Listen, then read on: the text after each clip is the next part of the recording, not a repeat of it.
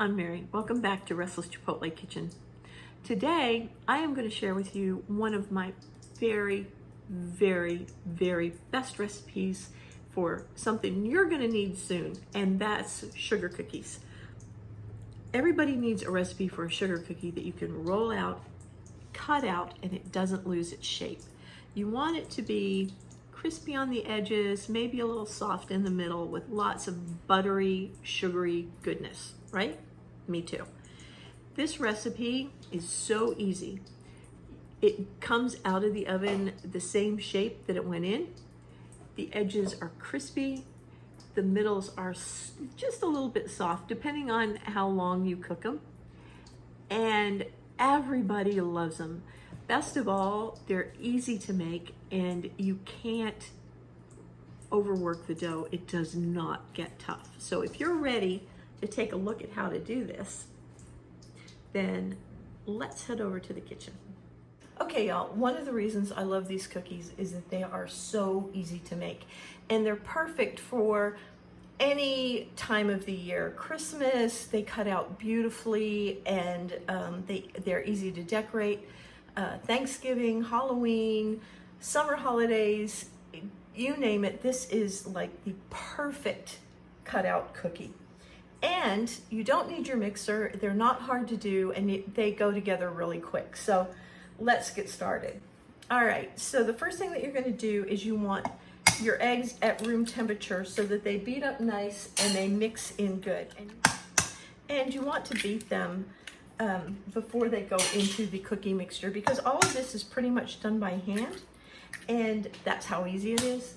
And so this just makes it so much easier. So you're gonna beat them up, get your whisk, and just, they don't have to be perfect. And if you're anything like me, you're gonna slop them everywhere, but just beat them right up so that they're smooth. And you don't have a lot of egg white showing. You want it all mixed, because you don't want streaks of egg white in your finished dish, or cookies or cakes, no matter what it is. You want to get those egg whites really mixed into the egg yolks. So there's that. I'm going to set that aside. I'm going to real quick clean up my mess here. And then, now I've melted 1.5 cups of butter. And to that, I'm going to add my sugar. We want the butter to cool down before we add the eggs. So you can let it sit, and you know, that's definitely a good thing to do. You also put the sugar in there and mix it up to help cool down the butter. And while the butter is warm, it also helps to dissolve the sugar better. And since we're doing that by hand, that makes our entire job way easier. So this is just a stir. And I'm using a whisk for this because it's just the easiest way to do it. You can use a spoon, you can use whatever you want, just as long as you get that sugar stirred up in there really well. Ideally, you want a lot of the sugar crystals to dissolve, but that's probably not gonna happen. I'm not gonna take the time to do it. So you don't need to take the time to do it either. It's gonna be just fine. You can kind of put your finger in there and feel, and you can tell that they're much smaller than they were. Besides, if you put your fingers in there, then you get to lick them. Now, once I know that my butter and sugar mixture is lukewarm and it's not going to scramble my eggs, I'm going to go ahead and add the eggs.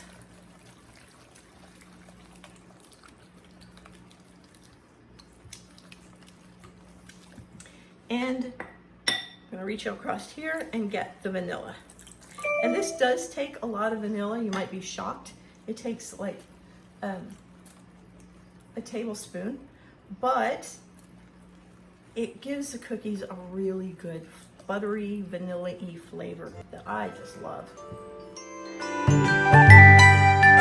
Okay, that's stirred up enough. Now, I'm going to take my flour. I'm going to move this aside for just a minute. And in here I have baking powder and salt.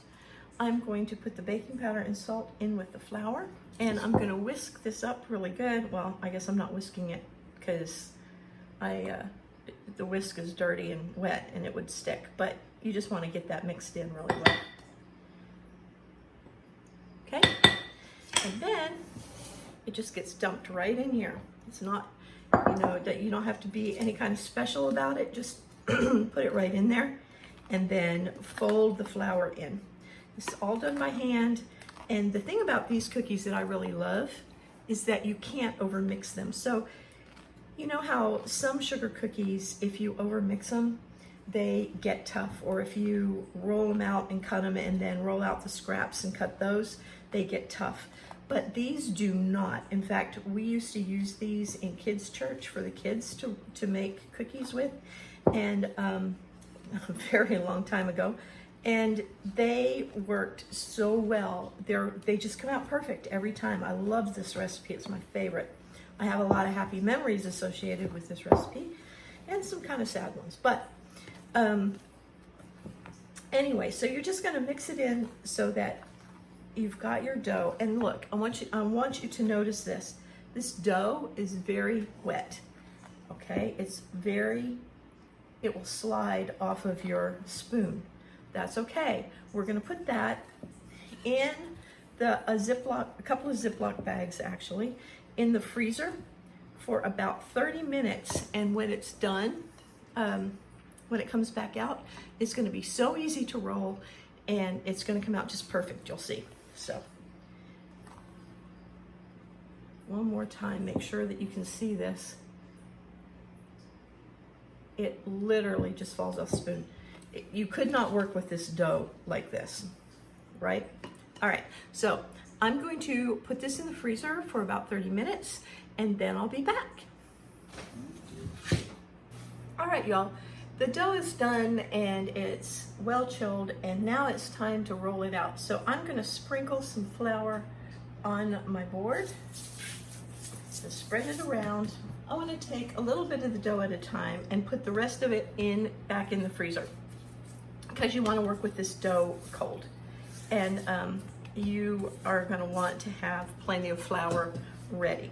So I'm just going to roll it out. Now, how thick you roll it is kind of up to you. If you can see this, as you can see, this is a very yellow buttery dough, and it is still maybe a little bit too warm for, you probably want yours to be a little cooler than this one is, but it's just beautiful to work with. It's so smooth and soft. Roll it out. I don't like it to be too thick because I like my rolled cookies to be just kind of a combination of crispy on the edges and a little soft in the middle. So I'm rolling mine out probably, I am not good with numbers, let's say 1/8 of an inch thick, 1/4 to 1/8 of an inch thick, 1/8. How would you say that? 1/8 to 1/4 of an inch thick.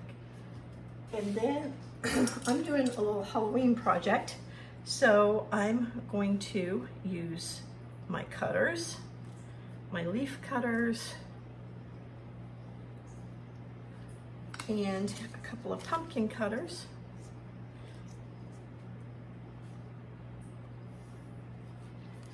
Because we want a couple of pumpkins in there. So I'm going to take this off very carefully. And by the way, in the meantime, the oven is preheating to 375 degrees. And I'm going to use this spatula to pick them up very gently. And if they're chilled a little bit more than this, they're not going to lose their shape like that, I promise. These big ones are a little bit harder. And I'm going to lift these up carefully, and I'm going to put them right on my cookie sheet, ready for the oven.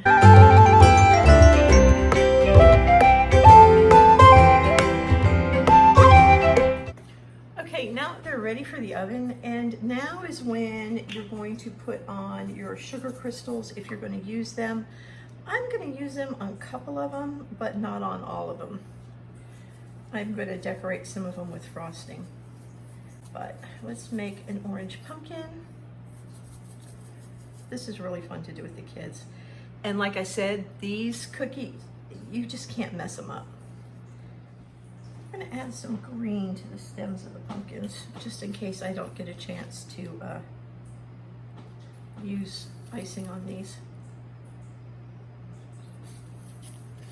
And that's it. So we're going to put these in the oven for about, I'll check them after 7 minutes and we'll see how they are. I'll see you then. So what did y'all think? These are my favorite, and I think that if you make them once or twice, they're going to end up being your favorite too. They freeze well. They're perfect. They're perfect for the holidays. They're great for school parties or, you know, you name it, any kind of holiday. This is your go-to cutout cookie, I promise. Give them a try. Let me know what you think, and I'll talk to y'all next time, okay? All right. Oh, gosh. So good. Love you. Bye-bye.